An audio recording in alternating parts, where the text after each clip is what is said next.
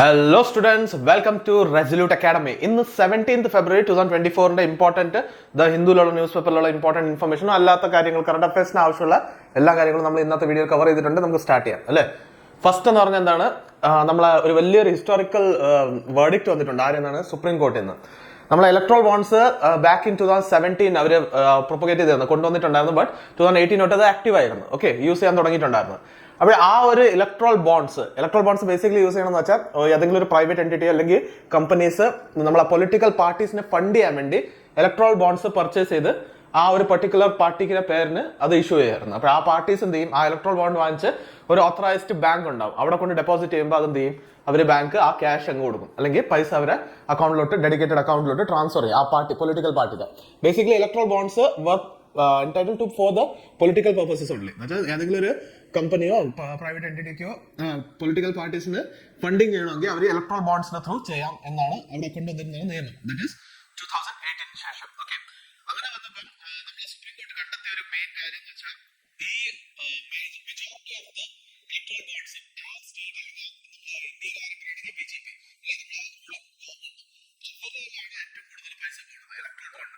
Okay, അപ്പോൾ അവരൊരു study അല്ലെങ്കിൽ അണ്ടർസ്റ്റാൻഡിങ് വന്നതെന്ന് വെച്ചാൽ അറൌണ്ട് 2020-23 റേഞ്ചിൽ 1290 സംതിങ് ആരെങ്കിലും BJP ഗവൺമെന്റിന് പോയിട്ടുണ്ട്. അതേസമയം മറ്റുള്ള പാർട്ടീസ് ഇന്ത്യൻ നാഷണൽ കോൺഗ്രസും പിന്നെ അങ്ങനത്തെ കുറെ പാർട്ടീസിന് 200 കോടി രൂപയ്ക്ക് അകത്തേ വന്നിട്ടുള്ളൂ ഡൊണേഷൻസ്. അപ്പോൾ ഇത് ആക്ച്വലി ഇലക്ട്രൽ അല്ലെങ്കിൽ ഇലക്ഷൻ ക്യാമ്പയിനിങ്ങിനൊക്കെ ഭയങ്കരമായിട്ട് ഇമ്പാക്ട് ചെയ്യും. കാരണം നമ്മൾ ആർക്കാണ് കൂടുതൽ ഫണ്ടിങ് കിട്ടണം, അവർക്ക് കൂടുതൽ അഡ്വർടൈസ് ചെയ്യാനും കൂടുതൽ പ്രചരണങ്ങൾക്ക് ഇറങ്ങാനുള്ള ഇത് കിട്ടും. ബട്ട് മറ്റുള്ളവർക്ക് അത് കിട്ടൂല. ഓക്കെ, അപ്പോൾ നമുക്ക് basically exam point of view അറിയേണ്ട കാര്യം എന്ന് വെച്ചാൽ ഇലക്ട്രോൾ ബോൺസ് എപ്പോഴാണ് ഇഷ്യൂ ചെയ്തതെന്ന്.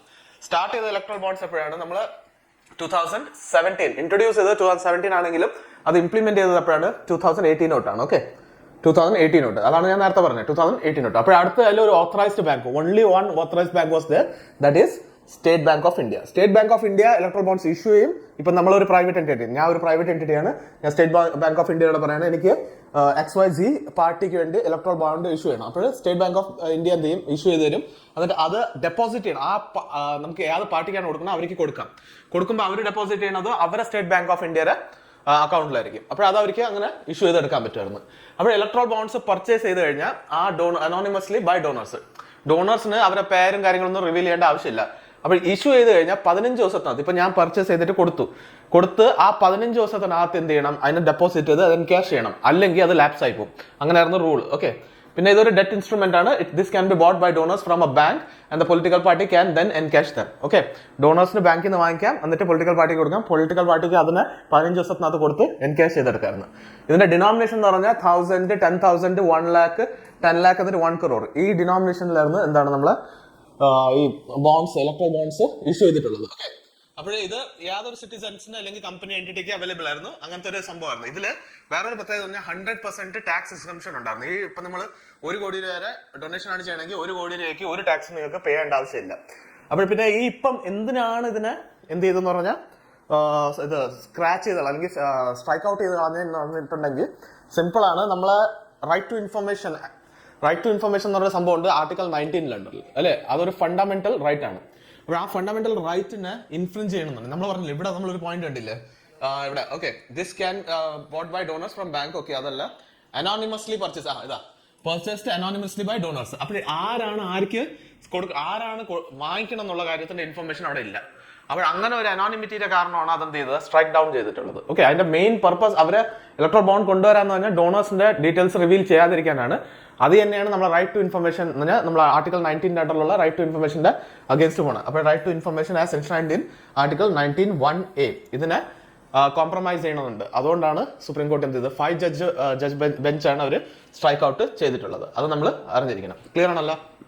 അടുത്ത് ഇതേ ന്യൂസിന്റെ അടുത്ത പാർട്ട് എന്ന് പറഞ്ഞാൽ ഈ ഞാൻ നേരത്തെ പറഞ്ഞ പോലെ ഈ നമ്മളെ സ്റ്റാറ്റിസ്റ്റിക്സ്, ഇതെല്ലാം കോർട്ടിൽ എടുത്തു പറഞ്ഞ കാര്യങ്ങളാണ്. ഓക്കെ, അപ്പോൾ ഇതിൽ തന്നെ അവർ പറയുന്നത് ഇന്ത്യൻ നാഷണൽ കോൺഗ്രസിന് 171 crores ആണ് കിട്ടിയ, നമ്മളെ ഇന്ത്യൻ തൃണമൂൽ കോൺഗ്രസിന് 325, DMKക്ക് 185 യാത് ഇയറിൽ 2022-23. അതേസമയം നമ്മളെ BJPക്ക് കിട്ടിയത് ഇവിടെ കൊടുത്തിട്ടുണ്ട്. ഓക്കെ, അത് നിങ്ങൾക്ക് കാണാൻ പറ്റുന്നില്ലായിരിക്കും. 1 second. ഓക്കെ, ഈ എമൗണ്ട് നിങ്ങൾക്ക് കാണാമെന്ന് വിചാരിക്കുന്നത്. ഈ എമൗണ്ട് ഓക്കെ ശരി 1294.14. ഓക്കെ, ഈ ഒരു amount ആണ് ആർക്ക് കിട്ടിയിട്ടുള്ളത്, നമ്മളെ റൂളിംഗ് പാർട്ടിക്ക് കിട്ടിയിട്ടുള്ളത്. അപ്പോൾ അതാണ് അവർ ഈ ഒരു ഇഷ്യൂ ആയിട്ട് മെയിൻ ആയിട്ട് ഇത് കേസ് ഫയൽ ചെയ്തത്. കഴിഞ്ഞ വർഷം ഫയൽ ചെയ്ത കേസാണ്, അതിന്റെ വേർഡിക്റ്റ് ആണ് ഇപ്പം വന്നിട്ടുള്ളത്. ഓക്കെ, ക്ലിയർ ആണല്ലോ. അപ്പോൾ അടുത്ത ന്യൂസിലോട്ട് പോവാം. 1 second. ഓക്കെ, അടുത്ത ന്യൂസ് എന്ന് പറഞ്ഞാൽ INSAT 3D mission to be launched from Sriharikota എന്താണ് ടുമാറോ. ഓക്കെ, അപ്പോൾ ഇതെന്ന് വെച്ചാൽ നമ്മളെ ഇൻസാറ്റ് 3Ds. അപ്പോൾ അത് നമ്മൾ ആരെ ഇതാണെന്ന് അറിഞ്ഞിരിക്കണം, ആരെ ഇനിഷ്യേറ്റീവ് അല്ലെങ്കിൽ ബിൽഡ് ചെയ്തത് ആരാണെന്ന് വെച്ചാൽ ISRO ആണ് ബിൽഡ് ചെയ്തിട്ടുള്ളത്. 1 second. ISRO ആണ് ബിൽഡ് ചെയ്തിട്ടുള്ള. ISRO എന്ന് പറഞ്ഞാൽ Indian space research organisation. Okay, ഇത് ഷെഡ്യൂൾ ചെയ്തിരിക്കുന്നത് പറഞ്ഞാൽ 17th, ദാറ്റ് ഈസ് ഇന്നാണ് ഷെഡ്യൂൾ ചെയ്തിട്ടുള്ളത്. ഇത് ഇന്നലെ ചെയ്തിട്ടുണ്ടായിരുന്നു, ബട്ട് അത് എന്തോ കാരണം കൊണ്ട് ഡിലേ ചെയ്ത് അവർ 17th ഇനി ഷെഡ്യൂൾ ചെയ്തിട്ടുള്ളത്. അപ്പോൾ ഇത് എവിടെ നിന്നായിരിക്കും ലോഞ്ച് ചെയ്യുന്നത്? സതീഷ് ധവൻ സ്പേസ് സെന്റർ എന്നായിരിക്കും ലോഞ്ച് ചെയ്യണം. അപ്പോൾ ഇതിന്റെ പർപ്പസ് അറിയണം. ഇൻസാറ്റ് 3Dsന്റെ പർപ്പസ് എന്ന് പറഞ്ഞാൽ ഇംപ്രൂവ്ഡ് വെതർ ഫോർകാസ്റ്റിംഗ്. വെതർ ഫോർകാസ്റ്റിംഗിനെ ഫോക്കസ് ചെയ്തിട്ടുണ്ട്, അത് ഇംപ്രൂവ് ചെയ്തിട്ടുണ്ട്, എൻഹാൻസ് ചെയ്തിട്ടുണ്ട്. ഡിസാസ്റ്റർ വാർണിംഗ് കേപ്പബിലിറ്റീസ് ഇംപ്രൂവ് ചെയ്യുക, പിന്നെ monitor land and Ocean surveys, make enhanced meteorological observation. Okay, ഇതിൽ സ്പെസിഫിക്കേഷൻ പറഞ്ഞാൽ അതിന്റെ വെയിറ്റ് അറിഞ്ഞിരിക്കുന്നത് ഡ്രൈ വെയിറ്റ് എന്താണ് 907 kg ആണ്, 1 ടൺ തികച്ചില്ല. ഓക്കെ, അപ്പോൾ ഇത് satellite aims to contribute to the advanced meteorological capabilities aiding in better predictions and response to weather related disasters. നമ്മളെ സൈക്ലോണും അല്ലെങ്കിൽ famine അങ്ങനത്തെ എന്തെങ്കിലും കാര്യങ്ങളൊക്കെ വെതർ റിലേറ്റഡ് ആയിട്ടുള്ള disasters which can effect agriculture and common humans, അതിനെ നേരത്തെ ഐഡന്റിഫൈ ചെയ്യാൻ വേണ്ടിയുള്ള ഒരു മെക്കാനിസമാണ് അവർ ഉദ്ദേശിക്കുന്നത്. അപ്പോൾ ബേസിക്കലി ലാൻഡ് സ്ലൈഡ്സ് അല്ലെങ്കിൽ ക്ലൗഡ് ബസ്റ്റ് ഒക്കെ ഉണ്ടാകാൻ പോസിബിലിറ്റി ഉണ്ടോ എന്ന് അവർ ഐഡന്റിഫൈ ചെയ്തിട്ട് അതിന് ഏർലി വാർണിംഗ് കൊടുക്കാൻ വേണ്ടിയാണ് ഇത് ചെയ്തിട്ടുള്ളത്. അപ്പോൾ അങ്ങനെ അതിന്റെ ത്രൂ എന്താണ് ലൈഫിന്റെ നാശനഷ്ടങ്ങൾ കുറയ്ക്കുക, അതാണ് ഉദ്ദേശം. ഓക്കെ, അടുത്ത് Muhammad Yunus, he was a personality in news. അപ്പോൾ നമ്മളെ ഇവിടെ എന്ന് പറഞ്ഞാൽ നമ്മളെ മുഹമ്മദ് യൂനസിന്റെ ഒരു ചെറിയൊരു ന്യൂസ് വന്നിരുന്നു, ബട്ട് നമുക്കൊരു ഇമ്പോർട്ടൻസ് ഉണ്ട്. കാരണം എന്താണ്, പുള്ളിക്കാരൻ ഒരു നോബൽ ലോറേറ്റ് ആണ്, നോബൽ പ്രൈസ് കിട്ടിയ ഒരു വിന്നറാണ്, ഒരു ഇക്കണോമിസ്റ്റ് ആണ്. അപ്പോൾ ഇതെന്ന് വെച്ചാൽ ബംഗ്ലാദേശില് പുള്ളിക്കാരന്റെ കുറെ ഫാംസിനെ ടേക്ക് ഡൗൺ ചെയ്യണം, അതിനെ ടേക്ക് ഓവർ ചെയ്തിട്ടിരിക്കുകയാണ് ഗവൺമെന്റ് കാര്യങ്ങളൊക്കെ. അപ്പോൾ നമുക്ക് അറിയണം മുഹമ്മദ് യൂനിസ് ആരാണെന്ന്. ബേസിക്കലി 2006 സമയത്ത് തന്നെ ഒരു ഗ്രാമീൺ ബാങ്ക് എന്നുള്ള കോൺസെപ്റ്റ് കൊണ്ടുവന്നുള്ള വ്യക്തിയാണ്. ഗ്രാമീൺ ബാങ്കിന്റെ ബെനിഫിറ്റ് എന്താണ്, മറ്റുള്ള ബാങ്ക് വലിയ വലിയ ആൾക്കാരെ ഫോക്കസ് ചെയ്ത് വർക്ക് ചെയ്യുമ്പോൾ, കോർപ്പറേറ്റ്സിനൊക്കെ ഫണ്ടിങ് ചെയ്യുമ്പോൾ, ഗ്രാമീൺ ബാങ്ക് ചെറുകിട വ്യവസായം, ദാറ്റ് ഈസ് സ്മോൾ ഇൻഡസ്ട്രീസിന് വേണ്ടി ഫോക്കസ് ചെയ്തിട്ടുണ്ടായിരുന്നു. സ്മോൾ ഇൻഡസ്ട്രീസ് പോലെ അല്ല, മൈക്രോ സ്മോൾ മീഡിയം എന്റർപ്രൈസസ് എല്ലാത്തിനും വേണ്ടി അവർ ഫണ്ടിങ് കൊടുക്കാനും കാര്യങ്ങളൊക്കെ ചെയ്തിട്ടുണ്ട്. അതിൽ കുറെ സെൽഫ് ഹെൽപ്പ് ഗ്രൂപ്പ്സും വർക്ക് ചെയ്യുമായിരുന്നു. അങ്ങനെ ചെറിയ ചെറിയ ലോൺസ് 1000, 10,000, 20,000, 30,000 അങ്ങനെ ചെറിയ ലോൺസ് വരെ കൊടുക്കുന്ന ബാങ്ക്സ് ആണ് ഗ്രാമീൺ ബാങ്ക്. ആ ഒരു കോൺസെപ്റ്റ് കൊണ്ടുവന്നതാരാണ്, മുഹമ്മദ് യൂനിസ് ആണ്. അതുകൊണ്ട് തന്നെയാണ് പുള്ളിക്കാരൻ എന്താണ് ആ ഒരു അവാർഡ് കിട്ടിയത്, നോബൽ പ്രൈസിന്റെ. എന്നിട്ട് അത് കാരണം റെവല്യൂഷണറി ആണ്, കാരണം ഗ്രാസ് റൂട്ട് ലെവൽ ഡെവലപ്മെന്റിന്റെ കോൺസെപ്റ്റ് വരെയാണ് അവിടെ. അങ്ങനെയാണ് ഇപ്പം ന്യൂസിൽ വന്നതിന്റെ കാരണം എന്ന് പറഞ്ഞാൽ ബംഗ്ലാദേശിൽ ആ ഒരു ഇഷ്യൂ ഫേസ് ചെയ്യുന്നുണ്ട് പുള്ളിക്കാരൻ. അപ്പോൾ പുള്ളിക്കാരൻ അതിനെ കുറിച്ച് വോക്കലി പറഞ്ഞിട്ടുണ്ട്, അതുകൊണ്ടാണ് വന്നിട്ടുള്ളത്. അപ്പോൾ നമ്മൾ അറിയേണ്ട കാര്യം എന്ന് പറഞ്ഞാൽ നോബൽ പീസ് പ്രൈസ് ആണ് കിട്ടിയത് 2006 for founding Grameen bank. Grameen bank കണ്ടുപിടിച്ചതിന് നമ്മളെ പീസ് പ്രൈസ് ആണ് കിട്ടിയത് 2006. അതെന്ന് പറഞ്ഞാൽ നമ്മളെ സൊസൈറ്റിക്ക് ഒരു ഒരു വലിയൊരു നേട്ടമാക്കി കൊടുത്തിട്ടുണ്ട്. അപ്പോൾ ആ ഒരു ഇത് വെച്ച് പലരും റെപ്ലിക്കേറ്റ് ചെയ്തിട്ടുണ്ട് ആ മോഡൽ തന്നെ. Provide small loans to improvised entrepreneurs, പിന്നെ empowers individual to start small business, അങ്ങനെ കുറെ കാര്യങ്ങൾ. ഓക്കെ, അത്ര അറിഞ്ഞത്. പിന്നെ വേറെ ഇത് കിട്ടിയെന്ന് പറഞ്ഞാൽ US presidential medal of freedom 2009 കിട്ടി, അവാർഡഡ് കോൺഗ്രസ്വൽ ഗോൾഡ് മെഡൽ ഇൻ 2010. അങ്ങനെ കുറെ അവാർഡ്സ് ഒക്കെ കിട്ടിയ ഒരു വ്യക്തിയാണ്. ഓക്കെ, അടുത്ത് ടെക്നിക്കൽ റിസഷൻ വന്നിട്ടുണ്ട്. എവിടെയാണ്? UK. ടെക്നിക്കൽ റിസഷൻ എന്ന് പറഞ്ഞാൽ വേറെ ഒന്നുമല്ല, ഇത് നമ്മൾ മനസ്സിലാക്കേണ്ട കാര്യമാണ്. രണ്ട് ക്വാർട്ടർ എന്ന് പറയുമ്പോൾ നമ്മൾ ഇയറിനെ 4 ക്വാർട്ടറായിട്ടാണ് ഡിവൈഡ് ചെയ്തിട്ടുള്ളത്. 12 മന്ത്സിനെ നമ്മൾ 4 ക്വാർട്ടറായിട്ടാണ് ഡിവൈഡ് ചെയ്തത്. That is each quarter equal to 3 months. അങ്ങനെ 2 കൺസിക്യൂട്ടീവ് ക്വാർട്ടേഴ്സിൽ ഗ്രോത്ത് കുറയാണ് അല്ലെങ്കിൽ ഔട്ട്പുട്ട് കുറവ് വരെയാണ്. അങ്ങനെ വരാണെങ്കിൽ അതിനെ നമ്മൾ ടെക്നിക്കൽ റിസഷൻ എന്ന് പറയും. ഓക്കെ, ഇവിടെ കൊടുത്തിട്ടുണ്ട് result occurs with 2 consecutive quarters of economic decline. Economic decline ഉണ്ടാവേണ്ട 2 കോൺസിക്യൂട്ടീവ് ക്വാർട്ടേഴ്സിൽ. അങ്ങനെ വരാണെങ്കിൽ അവരെന്ത് ചെയ്യും? അതിനെ ടെക്നിക്കൽ ഡിസാസ്റ്റർ റിസഷൻ എന്ന് പറയും. അത് results in decreased gross domestic product. Okay, gross domestic product ഞാൻ പറഞ്ഞത് എന്താണ്? ഓവറോൾ നമ്മൾ ജനറൽ ലേമൻസ് ലാംഗ്വേജിൽ ഞാൻ പറയുകയാണെങ്കിൽ എൻറ്റയർ കൺട്രിയിലെ ആ കൺട്രിക്ക് അകത്തുണ്ടാക്കി പ്രൊഡക്ഷൻ ചെയ്ത ഗുഡ്സ് ആൻഡ് സർവീസസിന്റെ വാല്യൂനെയാണ് നമ്മൾ ഗ്രോസ് ഡൊമസ്റ്റിക് പ്രൊഡക്റ്റ് എന്ന് പറയും. ഗ്രോസ് എന്ന് പറയാൻ കാരണം ഓവറോൾ ആണത്. ഓക്കെ, നെറ്റ് എന്ന് പറയുകയാണെങ്കിൽ നമ്മൾ കുറെ കാര്യങ്ങളൊക്കെ കട്ട് ചെയ്തിട്ട് ഡെപ്രിസിയേഷൻ ഒക്കെ മൈനസ് ചെയ്തിട്ട് വരുമ്പോൾ നെറ്റ് കിട്ടും. ബട്ട് ഗ്രോസ് എന്ന് പറയുമ്പോൾ ഓവറോൾ ആയിട്ടുള്ള ഒരു ഇക്കോണമി അല്ലെങ്കിൽ ഒരു ജോഗ്രഫിക്കൽ ബൗണ്ടറിക്കകത്തുള്ള നെറ്റ് ഗുഡ്സ് ആൻഡ് സർവീസസിന്റെ പ്രൊഡക്ഷന്റെ വാല്യൂനെയാണ് ഒരു ഇൻഡിക്കേറ്റ് ചെയ്യുന്നത്. അപ്പോൾ അത് കുറഞ്ഞു വരികയാണ്. അത്രയും പ്രൊഡക്ഷൻ കുറയുകയാണെങ്കിൽ അതിന്റെ അർത്ഥം എന്താണ്? ഇറ്റ് ഈസ് കൺസിഡർ ആസ് എന്താണ് 2 ക്വാർട്ടേഴ്സിൽ കുറയുകയാണെങ്കിൽ അതിനെ നമ്മൾ എന്ത് പറയും? ടെക്നിക്കൽ റിസഷൻ എന്ന് പറയും. ചിലപ്പോൾ ഈ ടേം നിങ്ങൾക്ക് എക്സാമിന് ചോദിക്കാം, അതുകൊണ്ട് അറിഞ്ഞിരിക്കാം.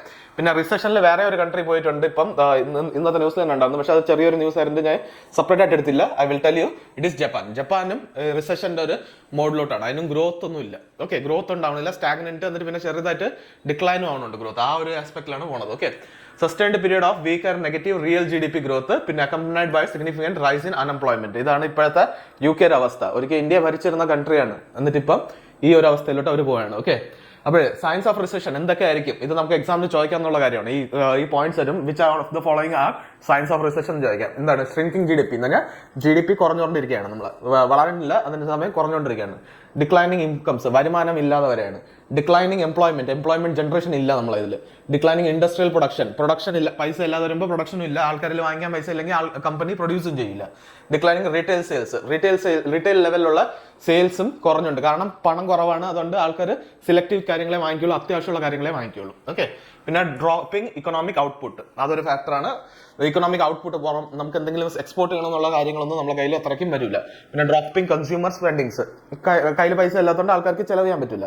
ഡിക്ലൈനിങ് ഇൻട്രസ്റ്റ് റേറ്റും കുറഞ്ഞു തുടങ്ങും. ഓക്കെ, അതുകൊണ്ട് ആൾക്കാർ ബാങ്ക് ഇടാനും അങ്ങനെയെല്ലാം ഹെസിറ്റേറ്റ് ചെയ്യും, കയ്യിൽ പൈസ വയ്ക്കാനാണ് കൂടുതൽ ചൂസ് ചെയ്യണത്. ഓക്കെ, അടുത്ത ദിവസം എന്ന് വെച്ചാൽ വളരെ ഇമ്പോർട്ടന്റ് ആയിട്ടുള്ള കാര്യമാണ്. നമ്മൾ നിങ്ങൾക്കറിയാം, നമ്മൾ UPI റൂപേയുടെ പേയ്മെന്റ് സ്ട്രക്ചർ ഒക്കെ നമ്മൾ കുറെ കൺട്രീസിൽ എക്സ്പാൻഡ് ചെയ്യുന്നു, മലേഷ്യ അവിടെയൊക്കെ ചെയ്തെന്നുള്ളത് നമ്മൾ ഇന്നായിട്ട് പഠിച്ചായിരുന്ന കാര്യം. ഇപ്പൊ UAE നമ്മളെ പല സ്ഥലങ്ങളിലും എന്താണ് നമ്മൾ UPI പേയ്മെന്റ്സ്, ലൈക്ക് പാരീസിൽ നമ്മൾ ഐഫിൽ ടവറിലൊക്കെ പോകുമ്പോൾ നിങ്ങൾക്ക് UPI ത്രൂ അല്ലെങ്കിൽ റൂപേ ഡെബിറ്റ് കാർഡിന്റെ ത്രൂ പേയ്മെന്റ് ചെയ്യാൻ പറ്റും എന്നുള്ള ഫെസിലിറ്റീസ് വന്നിട്ടുണ്ട്. അതേപോലെ ഒന്ന് എക്സ്പാൻഷൻ ആണ് ഇപ്പോൾ അടുത്ത് നമ്മൾ എവിടെയാണ് നടക്കാൻ പോകുന്നത്, നേപ്പാളിൽ എന്ന് പറഞ്ഞാൽ ബേസിക്കലി അങ്ങനെയല്ല, ഒരു mutual faster mode of transaction വരണമെന്നുള്ള ഉദ്ദേശിക്കുന്നത്. അവിടെ UPI NPI എന്ന് പറഞ്ഞ രണ്ട് കോൺസെപ്റ്റ് അല്ല, ടേംസ് ഉണ്ട്. UPI നമ്മളെ ഇന്ത്യയിലാണ്, യൂണിഫൈഡ് പേയ്മെന്റ് ഇന്റർഫേസ് ആണ്, അത് ഇന്ത്യയിലാണ്.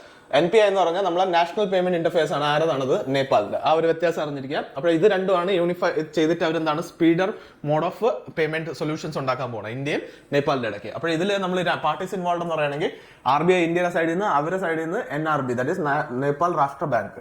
ഇതാണ് ഇമ്പോർട്ടന്റ്. പിന്നെ ഇതിന്റെ ഉദ്ദേശമൊന്നുമല്ല, വേറൊന്നുമല്ല, ക്രോസ് ബോർഡർ റെമിറ്റൻസ് സ്പീഡപ്പ് ആക്കുക, instant low cost fund transfer ചെയ്യുക, പിന്നെ agreement is expected to depend financial connectivity. അങ്ങനെ വരുമ്പോൾ ഇക്കണോമിക്കലി കുറെ കൂടെ കണക്റ്റഡ് ആവാൻ വേണ്ടി ഉദ്ദേശിക്കുന്നുണ്ട്. അപ്പോൾ വേറെ കൂടുതൽ ഇമ്പോർട്ടന്റ് ന്യൂസ് ഇല്ല, ഇതിൽ ഇത്തരം കാര്യം നമ്മൾ അറിഞ്ഞിരുന്നാൽ മതി. നേപ്പാളിന്റെ പ്രൈം മിനിസ്റ്റർ അറിയണം, പുഷ്പ കമൽ ദാലാണ്, capital Kathmandu, currency Nepalese rupees. Okay, ഇത്രയും ഡീറ്റെയിൽ അറിയാം. പിന്നെ അടുത്ത് നമ്മൾ സ്പോർട്സിന്റെ കാര്യം പറയുകയാണെങ്കിൽ വളരെ ഇമ്പോർട്ടന്റ് ആയിട്ടുള്ള ഒരു അച്ചീവ്മെന്റ് ഉണ്ട്. എക്സാം പോയിന്റ് ഓഫ് വ്യൂലും ഇമ്പോർട്ടന്റ് ആണ്, അല്ലാത്ത ഇമ്പോർട്ടന്റ് ആണ്. കാരണം നമ്മൾ രവീന്ദ്ര ജഡേജ ഒരു ഫീറ്റ് അച്ചീവ് ചെയ്തിട്ടുണ്ട്. എന്താണ്, ടെസ്റ്റില് 3000 സ്കോർ അച്ചീവ് ചെയ്തു, അത് കൂടാതെ 200 വിക്കറ്റ്സ് എടുത്തു. അങ്ങനെ ഇന്ത്യൻ ഹിസ്റ്ററിയിൽ ഇപ്പൊ മൂന്നാമത്തെ പ്ലെയർ ആയി മാറിയിട്ടുണ്ട് ആരാണ്, രവീന്ദ്ര ജഡേജ. ഇതിന് മുമ്പ് ആരൊക്കെ ആയിരുന്നു പറഞ്ഞാൽ കപിൽ ദേവ് ഉണ്ടായിരുന്നു, അതിനുശേഷം അശ്വിൻ ഉണ്ടായിരുന്നു. ഓക്കെ, അതിനുശേഷം മൂന്നാമത്തെ വരുന്നതാണ് രവീന്ദ്ര ജഡേജ. അപ്പോൾ ഇത് ഇമ്പോർട്ടന്റ് ആണ്. എന്താണ് ചെയ്തിട്ടുള്ളത്, third Indian to score 3000 runs and take 200 wickets. ഇത് രണ്ടും കൂടെ അച്ചീവ് ചെയ്യണതാണ്. ഓക്കെ, രണ്ടും കൂടെ അച്ചീവ് ചെയ്ത മൂന്നാമത്തെ പ്ലെയർ ആണ്. Test match India versus England സമയത്താണ് ഇങ്ങനെ ഒരു അച്ചീവ്മെന്റ് വന്നത്. പിന്നെ ഇത് രാജ്കോട്ട് സ്റ്റേഡിയം ആണ്, അതൊന്നും ഇത്ര കൂടുതൽ ചോദിക്കില്ല. ഓക്കെ, അപ്പോൾ ഇതിനു മുമ്പുള്ള achievement 5th Indian and 5th fastest player to score 2000 runs and take 200 wickets in test cricket. Clear ആണല്ലോ. പിന്നെ ഇപ്പോൾ ഓവറോൾ സ്റ്റേറ്റ്സ് എന്ന് പറയുന്നത് 3003 വിക്കറ്റ് റൺസ് ഉണ്ട്, 280 വിക്കറ്റ്സ് 70 ടെസ്റ്റ് മാച്ചസിന്റെ കാര്യമാണ് കളിച്ചിട്ടുണ്ട്. ഓക്കെ, അപ്പോൾ കപിൽ ദേവ് ആണ് ഇതിനു മുമ്പ് ഉണ്ടായിരുന്നത്. എത്രയാണ്, 5248 റൺസ് ഉണ്ടായിരുന്നു, 434 വിക്കറ്റ്സ്. ഓക്കെ, ആ സമയത്തൊക്കെ ടെസ്റ്റ് മാച്ചസ് ഒരുപാട് കളിക്കുമായിരുന്നു. അതാണ് നിങ്ങൾ കാണാം 131 മാച്ചസിലാണ് ഇത് അച്ചീവ് ചെയ്തത്. അതേസമയം അശ്വിന് 3271 റൺസ് എടുത്തിട്ടുണ്ട്, 499 വിക്കറ്റ്സ് 98 മാച്ചസിൽ. ക്ലിയർ ആണല്ലോ, അതൊരു ഇമ്പോർട്ടന്റ് അച്ചീവ്മെന്റ് ആണ്. ഇനി ഇത് 500 ആവും നമ്മളെ അശ്വിന്റെ, ഉടനെ തന്നെ അടുത്ത ഏതെങ്കിലും മാച്ചിലാവും. അപ്പോൾ അങ്ങനെ ആകുമ്പോൾ പുള്ളിക്കാരൻ അടുത്തൊരു റെക്കോർഡ് അശ്വിനും അച്ചീവ് ചെയ്യും. ഓക്കെ, അടുത്ത കാര്യം എന്ന് പറഞ്ഞാൽ നമ്മളെ നീതി ആയോഗിന്റെ കാര്യം. Launches greening India's waste land with agro forestry report and portal. Okay, നമ്മൾ ഈ ഗ്രീനിങ് ഇന്ത്യ വേസ്റ്റ് ലാൻഡ്സിനെ കുറെ കൂടെ യൂട്ടിലൈസ് ചെയ്ത് ഇതിൽ വേറെ ഒന്നുമല്ല, അഗ്രോ ഫോറസ്ട്രിയും ഇതും കൂടെ ഇൻക്ലൂഡ് ചെയ്ത്, ഗ്രീനിങ്ങിന്റെ പ്രോസ്പെക്ട്സ് ഇൻക്ലൂഡ് ചെയ്ത് അവർ ചെയ്യണം. അഗ്രോ ഫോറസ്ട്രി എന്ന് പറഞ്ഞാൽ എന്താണ്, ഫോറസ്റ്റിന്റെ ഇടയിൽ ക്രോപ്സ് നടുക. ഓക്കെ, ആ സമയത്ത് അവർ ട്രീസിനെ ഒന്നും കട്ടൊന്നും ചെയ്യില്ല. അതിന്റെ ഇടയ്ക്കുള്ള പ്ലെയിൻ ഏരിയാസിൽ അവർ ക്രോപ്സ് നട്ട് അതിൽ നിന്ന് പ്രൊഡക്ഷൻ എടുക്കുക. കാരണം നിങ്ങൾക്കറിയാം ഫോറസ്റ്റിൽ നാച്ചുറൽ മാന്യൂർ കിട്ടും. അപ്പോൾ അങ്ങനെ വരുമ്പോൾ അവിടെ ക്രോപ്സ് വരുമ്പോൾ അത് കുറെ കൂടെ പ്രൊഡക്റ്റീവ് ആയിരിക്കും. അവിടെ ഫെർട്ടിലൈസേഴ്സോ ഒന്നും ഇടേണ്ട ആവശ്യം വരില്ല. അങ്ങനത്തെ രീതിയിൽ ചെയ്യാം. അതിന്റെ ബേസ്ഡ് ഒരു റിപ്പോർട്ടാണ് കൊണ്ടുവന്നത് നീതി ആയോഗ്. ഓക്കെ, അപ്പോൾ അതിന്റെ റിപ്പോർട്ടിന്റെ പേരാണ് ഗ്രോ റിപ്പോർട്ട്. ഗ്രോ റിപ്പോർട്ടാണ്. ഗ്രോ എന്ന് പറഞ്ഞാൽ greening and restoration of waste land with agro forestry. Okay, അപ്പോൾ ഈ റിപ്പോർട്ട് ഫെബ്രുവരി 12, 2024 കൊണ്ടുവന്ന ഇനിഷ്യേറ്റീവ് ലോഞ്ച് ചെയ്തത്. സോറി. എന്നിട്ട് ഇതിന്റെ ഉദ്ദേശം തന്നെ അഗ്രോ ഫോറസ്ട്രി എന്ന് പറഞ്ഞാൽ integration of trees with crops and or animals farming system on the same unit of land. Animal ഹസ്ബൻഡറിയും ഫോറസ്ട്രിയും എല്ലാം കൂടെ ഒത്തുകൊണ്ടുപോകാന്നുള്ളത്. പോർട്ടൽ, നമ്മൾ ഗ്രോ പോർട്ടൽ എന്ന് പറയുന്ന സംഭവം ഉണ്ട്. അതാണ് ലോഞ്ച് ചെയ്തത്. എന്താണ് grow suitability mapping portal on Bhuvan. Bhuvan എന്ന് പറയുന്ന സാധനം നമ്മൾ 2021 ISRO ലോഞ്ച് ചെയ്തതാണ്. ISRO ജിയോ സ്പേഷ്യൽ പോർട്ടലാണ്. അതിൽ ബേസിക്കലി നിങ്ങൾക്ക് ജോഗ്രഫിക്കൽ ഫീച്ചേഴ്സും കാര്യങ്ങളൊക്കെ കാണാൻ പറ്റും. അത് മാപ്പിന്റെ ത്രൂ. ഓക്കെ, അതിൽ കുറച്ച് എഡിറ്റ് ചെയ്യാനും നിങ്ങൾക്ക് കുറച്ച് ഫീച്ചേഴ്സ് ഒക്കെ കിട്ടും. വീഡിയോ എഡിറ്റ് അങ്ങനത്തെ കാര്യങ്ങളൊക്കെ ഉണ്ട് അതിൽ. അതാണ് നമ്മൾ ഭുവൻ പോർട്ടൽ എന്ന് പറയുന്നത്. ഓക്കെ, ഇപ്പോൾ ആർക്കെങ്കിലും ഏതെങ്കിലും ഒരു പീസ് ഓഫ് ലാൻഡിനെ കുറിച്ച് ഇൻഫർമേഷൻ എടുക്കണമെങ്കിൽ ഈ പോർട്ടലിൽ പോയി നിങ്ങൾക്ക് അത് കാണാൻ പറ്റും. അതാണ് ഉദ്ദേശിക്കുന്നത്. പിന്നെ universal access to state and district level data. Object എന്ന് പറഞ്ഞാൽ boost the promotion of agro forestry initiative ആയ ഗവൺമെന്റ് ബോഡീസ്. ഓക്കെ, പിന്നെ നീതി ആയോഗിന്റെ റെഫറൻസ് ഒന്നുണ്ട്. അതിന്റെ ഡീറ്റെയിൽ അറിയണം. ചെയർപേഴ്സൺ ആരാണ്? പ്രൈം മിനിസ്റ്റർ ഓഫ് ഇന്ത്യ ആണ്. ഓർമ്മിച്ചേക്കുക, chairperson is prime minister of India. CEO ആണ് BVR സുബ്രഹ്മണ്യം. ഓക്കെ, ഹെഡ്ക്വാർട്ടർ ന്യൂഡൽഹിയാണ്. എസ്റ്റാബ്ലിഷ് ചെയ്തത് 2015. അപ്പോൾ നമുക്ക് എക്സാമിന് ചിലപ്പോൾ ചോദിക്കാം, Niti Aayog replaced which of the following organisations അല്ലെങ്കിൽ ബോഡി എന്ന് വെച്ചാൽ പ്ലാനിംഗ് കമ്മീഷനാണ് നീതി ആയോഗ് റിപ്ലേസ് ചെയ്തിട്ടുള്ളത്. ഓക്കെ, 2015 പ്ലാനിംഗ് കമ്മീഷനെ റിപ്ലേസ് ചെയ്തിട്ട് ആര് വന്നു? നീതി ആയോഗ് വന്നു. ഓക്കെ, ഇത്ര നമ്മൾ എക്സാം പോയിന്റ് ഓഫ് വ്യൂ അറിയണം. അടുത്ത് REC and DVC joint hands for infra and energy project in Damodar valley. അപ്പോൾ ദാമോദർ വാലി ഇപ്പം ഈ പ്രൊജക്ട് നടക്കുന്ന 2 സ്റ്റേറ്റിലാണ്. ഏതൊക്കെ സ്റ്റേറ്റ് എന്ന് ചോദിക്കുകയാണെങ്കിൽ നിങ്ങൾ എന്ത് പറയും? West Bengal and Jharkhand. West Bengal Jharkhand ഇടയ്ക്കാണ് ഈ ദാമോദർ നമ്മളെ വാലി കോർപ്പറേഷന്റെ പ്രൊജക്ട് നടക്കുന്നത്. ഓക്കെ, അപ്പോൾ അതിനു വേണ്ടിയാണ് ഒരു അഗ്രിമെന്റ് സൈൻ ചെയ്തിട്ടുള്ളത്. എത്ര രൂപയാണെന്ന് വെച്ചാൽ 588 crores ആണ്. ഇത് ബാങ്കിന് ചോദിക്കും, SSCക്ക് ചോദിക്കില്ല. നമുക്ക് SSCക്ക് ചോദിക്കുന്ന ചോദ്യമാണ് ഏത് സ്ഥലത്താണെന്ന്. വെസ്റ്റ് ബംഗാളും ജാർഖണ്ഡിന്റെ ഇടയ്ക്കാണ്. ഓക്കെ, അപ്പോൾ ഇതിന്റെ ഉദ്ദേശം എന്ന് പറഞ്ഞാൽ strengthening infrastructure and energy project in Damodar valley region. Okay, അപ്പോൾ റെക് ആണ് ഇതിൽ ചെയ്തിട്ടുള്ള. റെക്കും DVC എന്ന് പറയുന്നത് നിങ്ങൾക്കറിയാം Damodar Valley corporation. Damodar Valley corporation എന്ന് പറഞ്ഞാൽ ആ ഒരു പ്രൊജക്ടിനെ നടത്താൻ വേണ്ടി ഒരു സ്പെഷ്യൽ പർപ്പസ് വെഹിക്കിൾ ആണ്. അവരാണ് അതിന്റെ കാര്യങ്ങളെല്ലാം മെയിൻറ്റെയിൻ ചെയ്ത് പോകുന്നത്. ഓക്കെ, അടുത്ത് നമ്മളെ റെക് ലിമിറ്റഡ് എന്ന് പറഞ്ഞാൽ ഇതിന് ആദ്യം അറിയപ്പെടുന്ന റൂറൽ ഇലക്ട്രിഫിക്കേഷൻ കോർപ്പറേഷൻ ലിമിറ്റഡ്.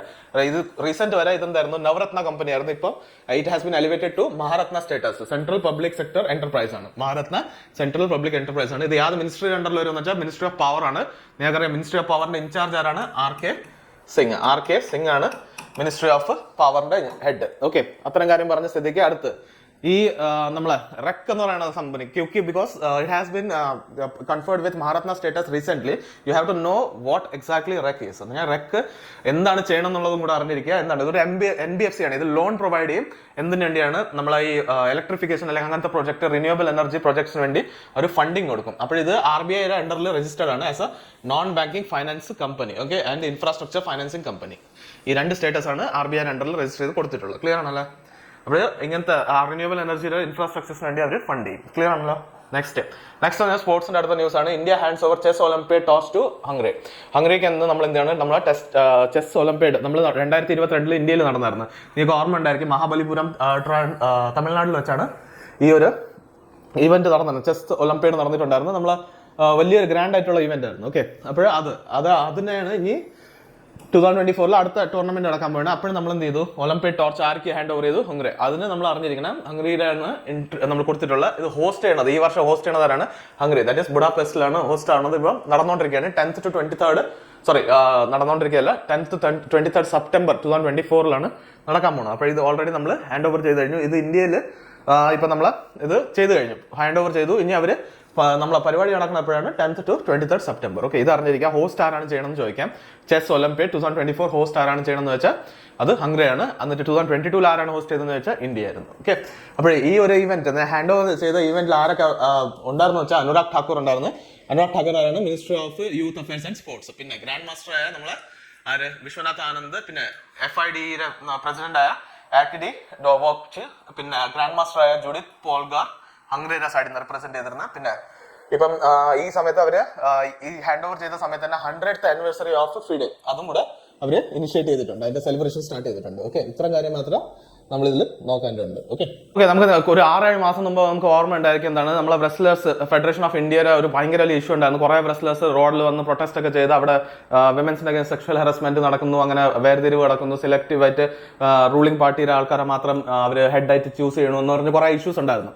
അപ്പോൾ അങ്ങനെ വന്നപ്പം നമ്മളെ ഇന്റർനാഷണൽ ലെവലിലുള്ള UWW, ഓക്കെ, UWW എന്ന് പറഞ്ഞാൽ എന്താണ്, നമ്മളെ യുണൈറ്റഡ് വേൾഡ് റെസ്ലിംഗ് ഫെഡറേഷൻ, അവരാണ് ഈ ഒരു എല്ലാം ഓർഗനൈസേഷന് അതോറിറ്റി കൊടുക്കുന്നത്. ഓക്കെ, അവര് എന്ത് ചെയ്തു, അവരൊരു ആക്ഷൻ എടുത്തു. അവർ പറഞ്ഞു നിങ്ങൾ ഇത്രയും കാലാവധിക്കകത്ത് ഹെഡിനെ സെലക്ട് ചെയ്യുക, അതും എന്താണ് ബയസ്ഡ് ആവാതെ. അങ്ങനെ വന്നപ്പം ഇലക്ഷൻസ് ആ സമയത്ത് നടക്കാത്തതുകൊണ്ട് അവരെന്ത് ചെയ്തു, നമ്മളെ ഇന്ത്യയുടെ എന്താണ് റെസ്ലിംഗ് ഫെഡറേഷൻ ഓഫ് ഇന്ത്യനെ സസ്പെൻഡ് ചെയ്തു.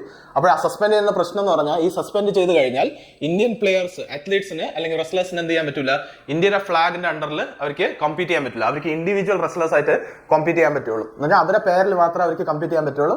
അല്ലാതെ അങ്ങനെ ജയിക്കുമ്പോൾ അവരെ ഇൻഡിവിജ്വൽ ആയിട്ട് റിപ്രസെന്റ് ചെയ്തെന്ന അർത്ഥം, അല്ലാതെ കൺട്രിയെ റിപ്രസെന്റ് ചെയ്തെന്നുള്ള ഇത് വരില്ല. ആ ഒരു പ്രശ്നം ഉണ്ടായിരുന്നു. അപ്പോഴങ്ങനെ വന്നിട്ട് അവർ ചെയ്തു വരുന്നു. അപ്പോൾ ആ ഒരു ഇതിൽ ഇപ്പൊ അവർ എന്ത് ചെയ്തെന്ന് പറഞ്ഞാൽ ആ ഒരു സസ്പെൻഷൻ മാറ്റാൻ തീരുമാനിച്ചിട്ടുണ്ട്. അപ്പോൾ അവരൊരു ഡെഡ് ലൈൻ കൊടുത്തിട്ടുണ്ട്. അവർ പറഞ്ഞിട്ടുണ്ട് നിങ്ങൾ അഥവാ എന്താണ് പറയുക 1 ജൂലൈ 2024 വരെ നിങ്ങൾ ആ ഒരു അപ്പോയിന്റ്മെന്റ് ചെയ്യുക.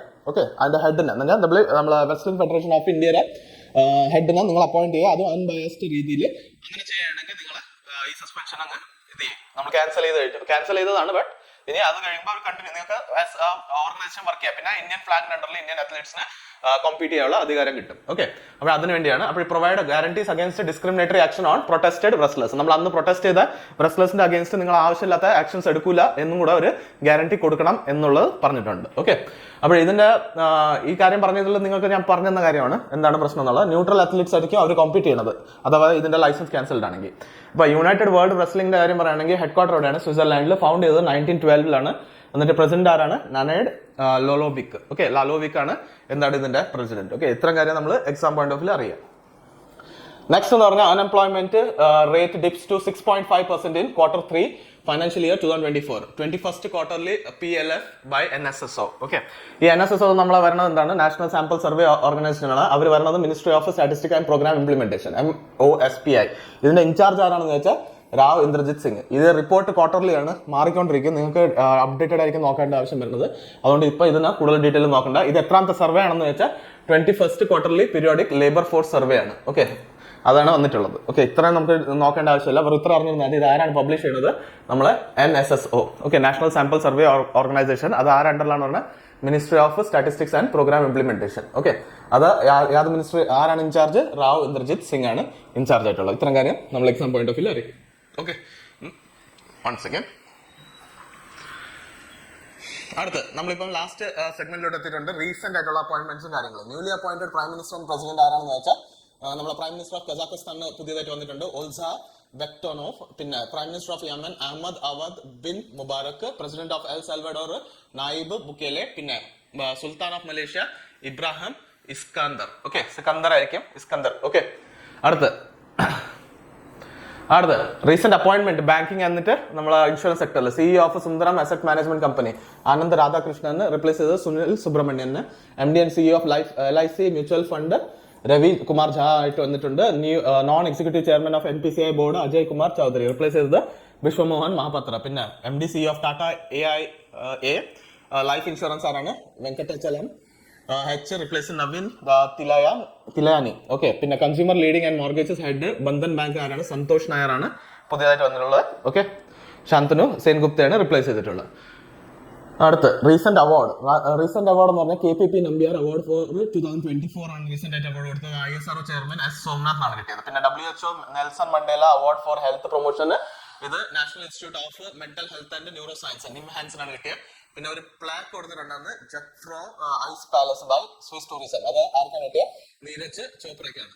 ലക്ഷ്മി നാരായണ ഇന്റർനാഷണൽ അവാർഡ് പ്യാരലാൽ ശർമ്മനാണ് കിട്ടിയത് for my name is Lakhan. അപ്പൊ നമ്മളെ wild life photography of year people's choice award stunning sleepy polar ബിയറിനാണ് കിട്ടിയത്. ദാറ്റ് ഈസ് ഐസ് ബെഡ് എന്നാണ് അതിന് പേര് കൊടുത്തിട്ടുള്ളത്. നിമ സരി കാനിനാണ് കിട്ടിയിട്ടുള്ളത്. ഓക്കെ, അപ്പോൾ ഇന്നത്തെ ഇമ്പോർട്ടൻ്റ് ആയിട്ടുള്ള ന്യൂസ് എല്ലാം നമ്മൾ കവർ ചെയ്തിട്ടുണ്ട്. ഇതിനെല്ലാം നല്ല തറോ ആയിട്ട് നിങ്ങൾ സ്റ്റഡി ചെയ്യുക. നിങ്ങൾക്ക് ഇന്ന് ക്വിസ് തന്നിട്ടുണ്ടായിരിക്കും, നമ്മൾ ഡിസ്ക്രിപ്ഷനിൽ അതിൻ്റെ ലിങ്ക് കൊടുത്തിട്ടുണ്ട്.